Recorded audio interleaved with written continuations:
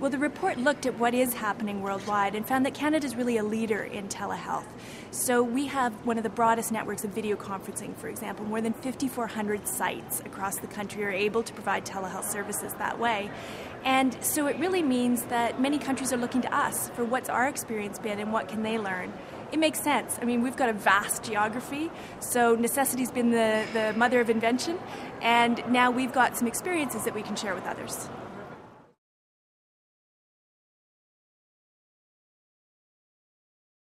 A lot of these communities are only accessible by air, not accessible by road, and therefore travel is incredibly difficult and incredibly expensive, especially in the winter. This way it improves for First Nations communities both wait times and access. The other important thing for First Nations is family.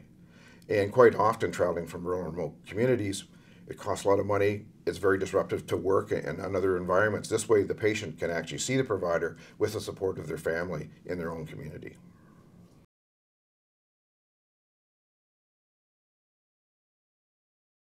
One of the things that the report shows is that there's a huge range of uses of telehealth, and those ranges are also increasing over time. So it can be everything from live video conferencing between a patient and their healthcare provider to in the home monitoring devices that allow healthcare providers to frequently check a patient's blood pressure or respirations, other kinds of things like that. Including as well the ability to transmit images to specialists who may be in another community far away. So very broad range and used by clinical specialties from mental health to dermatology to cardiac care. For example, in telestroke, you've got a magic sort of 3-hour window in order to deliver antithrombolytics. One of the challenges is getting a patient diagnosed and then getting them transported to an urban center in that 3 hours is very difficult. With telehealth, you can actually allow a neurologist in an urban center to consult with a local physician, look at the CT scan if it's available, make the diagnosis and administer the thrombolytics without actually having to move the patient to the urban center.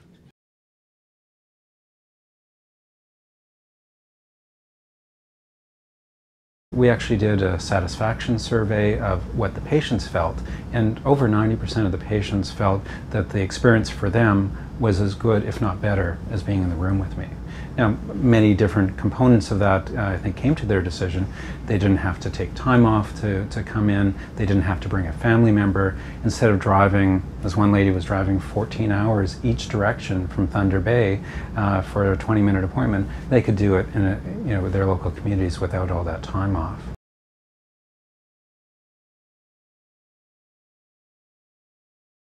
Not having to drive, you save a lot of money in gas, you save a lot of the carbon dioxide and other gas emissions from cars. So telehealth is certainly green in that sense. It also helps patients who often bear the financial burden of spending hundreds of dollars for a 10-minute office visit.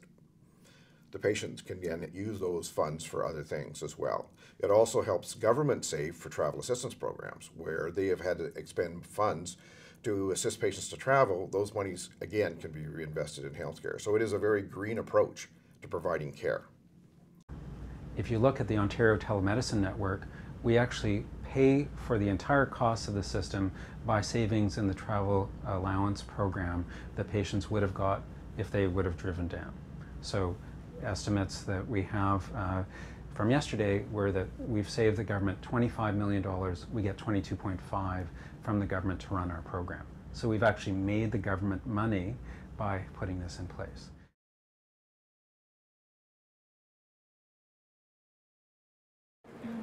Well, what we are seeing is that telehealth is really starting to go mainstream. It's no longer a pilot project or a little effort over here. It's becoming the normal way we deliver care, which means it does need to be integrated into the overall health system so that you have access to the video conferencing information at the same time as a healthcare provider, that you can check the patient's allergies or their latest medications on their electronic medical record. I think telemedicine will help to equalize geographic mismatch. So that's one thing. I think telemedicine will reach out into different spaces than what we currently are.